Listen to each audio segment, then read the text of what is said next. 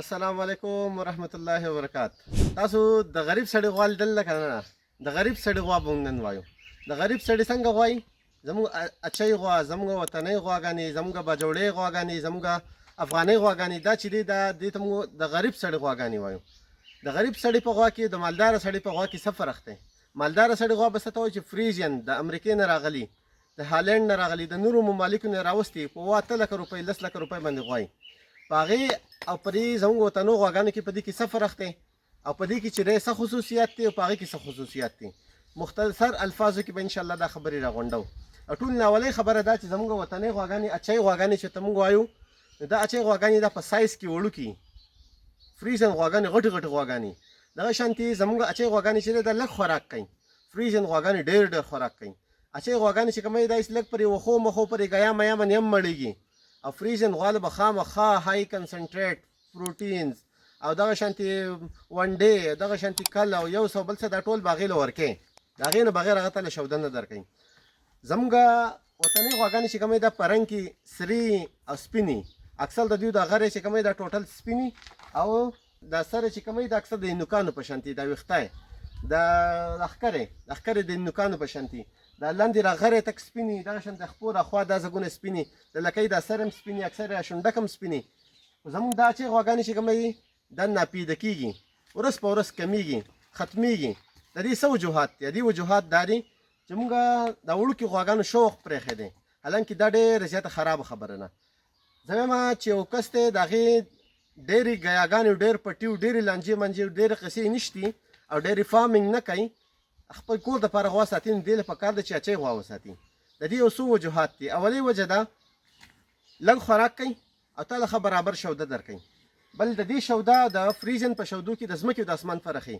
د دې شوده چې کوموي نو دا ډېر زیات غوړ او ډېر زیات ښایسته شوده دی. د فریزن شوده چې کوموي په هغې کې د 3 نه واخله د 4% پورې دومره فیټ سي او په دې کې د 5 نه واخله 6% پورې فیټ سي. مطلب د دې په شودو باندې ډېر زیات غوړ راځي، ډېر زیات غوړي. او د هغې شوده چې کوموي په هغې کې دومره ډېر زیات غوړ او دومره ډېرې لانجې په هغې کې نه وي.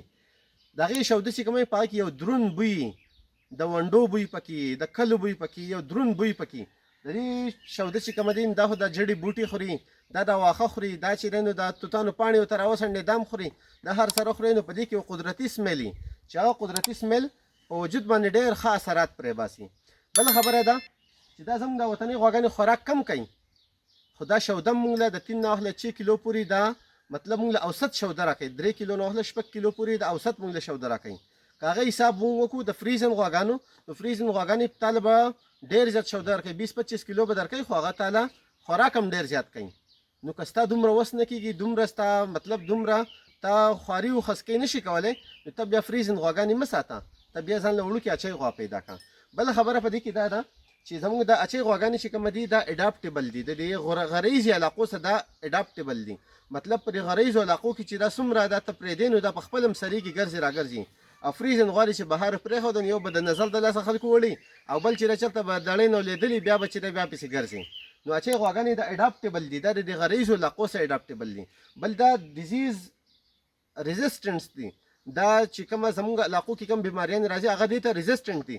مختلف قسم په دې کې وامز او کومه وامز انفیسټیشن کېږي یا نور هم دې کې مختلفې بیماریان راځي ټکه ټوکه. نو دا هغې ته چې دی عادت دي، قدرتي طور باندې دا هغه بیماریانې برداشت کوي. ډېر ګرمي، ډېر یخني په دې علاقو کې چې څومره راځي دا هغه برداشت کولی شي.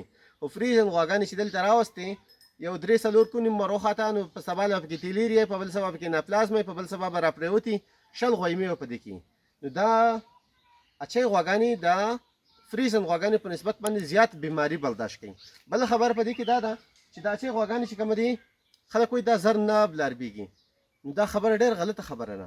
اچۍ غواګانو چې ته کله صحیح خیال وساتې نو دا ډېر زر بلوغت ته هم رسي او ډېر زر چې کومه دی د اچۍ غواګانې دا تله بلاربېږي هم. په دې لږ خیال ساتل پکار دی. بیخي سهال دی وشړل او ماښام به راځي، نو دا بیا زر نه دغه کېږي. دا لا وایي 5 میاشتې وشوې چې دا لنګه شوده واپس بلار به شوه، واپس ورته موږ نن ستن وکړه انسیمینیشن ریکارډ دا به زه شیر کړم. نو دا چې دی څومره ځل دا دوباره. بل په دې کې اهمه خبره یو دا ده چې په دې کې اچۍ غواګانو کې اکثر ډسټوکیا راځي. بچې چې کوم راځي، بچې غټ بچې زورونه به ورته کوي اوس او بل څه، دا کاوینګ ایز په دې کې دا بچې ډېر ښه په قلاره په اسانه باندې لنګېږي. دا چې دې بچې وړوکی د دې د خېټې مطابق نو دا چې کومه دی دا دې ته څه مسلې دې ته څه پرابلمز نه راځي. اگر که زموږ څه سنډاسیان ډاکټر چې دی هغه بیا د اچۍ غواګانو ته هم فریز انستنې وکړي نو هغې بیا اکثر ډسټروک او نورې مسلې راځي. او اچۍ غواګانو ته موږ اکثر چې سیمه نږدو نو ته جرسي سیمه نږدو. دغه شانتې اچۍ غواګانې چې دي د دوی لایف سپین څه وایي دا ته له 10-12 کاله 15 کالو پورې دا ته له شوده درکوي. خو فریزن غواګانې چې تا له 15 کاله شوده درکړي نو بیا ترې ډک وسلتې بیا سازه شوي بیا ترې وجود پې هم مړاوی بیخي د بوډا هغه صورتحال کې ساز شوي نو هغه بیا چې د هغه بیا ته له هغومره شوده او هغومره حساب کتاب ته له نشي درکولی. نو دا نن موږ لږه موازنه وکړه د اچۍ غوا او د اچۍ غوا او د فریزن غوا. که د چا دا خواهش چې زه په خپل کور کې غوا وساتم نو دې له پکار ده چې د اچۍ غوا ځان له پیدا کړي چې تا اوس سهار ځې کار له ماښام د کار نه راځې ته خپل غوا ته نه وزګارېږې او شوده دې خوښي نو ته ځان له اچۍ غوا واخله ته ځان له فریزن غوا مه اخله. چې تا ځان له فریزن غوا واخیسته نو تا ته په فریزن غواګانو کې 20 مسلې دي ته به هغې له ډاکټر راولې روټین چیک اپ پکې په مخه په دې کې بیماریانې کمې راځي په دې کې چې تا د ډاکټر هغه خرچه مرچه هغه هم دې کمیږي او ډېرې زیاتې دا زنانه هم په خپله باندې چې دی ټکه ټوکه حساب کتاب دا کولی شي. او چې تا فریزن غوا ساتې نو هغې به خامخا ښه اکسټنسیو کیر به د هغې کوې د هغې ښه برابر دغه به کوې. اوس زموږ د دې غواګانو متعلق چې دی د حکومت نه یو مضبوطه مطالبه ده. هغه مطالبه دا ده چې دا غواګانې زموږ نه ورځ په ورځ کمیږي. دا غواګانې چې زموږ نه ورځ په ورځ کمیږي د دې غټه وجه دا ده چې د دې کوالټي سیمن موږ ته نه دی اویلیبل. چې د اچۍ غواګانو کوالټي سیمن موږ ته پیدا شي نو اچۍ غواګانو ته موږ د اچۍ غواګانو سیمه نږدو نو دا به انشاءالله تعالی اچۍ به ورځ په ورځ باندې ترقي کوي سیوا کېږي به. ور اچۍ غواګانو ته موږ چې دی نو اکثر جرسي سیمه نږدو دا جرسي غوا ده دا تاسو وایي نه دا ګوره د دې غوا ته موږ دا جرسي سیمه نه ښودې دي د دې غوا ته موږ جرسي سیمه نه ښودې دا ښه ترې راغله. اگر که دا ډېره ښه